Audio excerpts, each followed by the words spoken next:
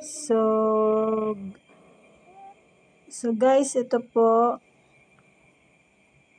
Bumili naman po akong tinapay ngayong hapon para po mamaya may pang midnight snack po ako.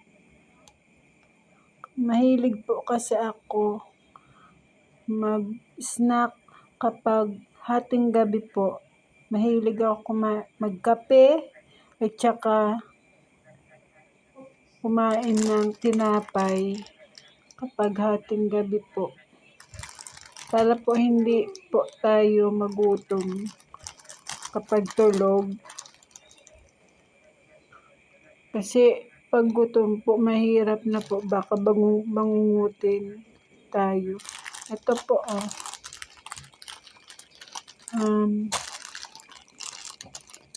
ito po, munggo overload.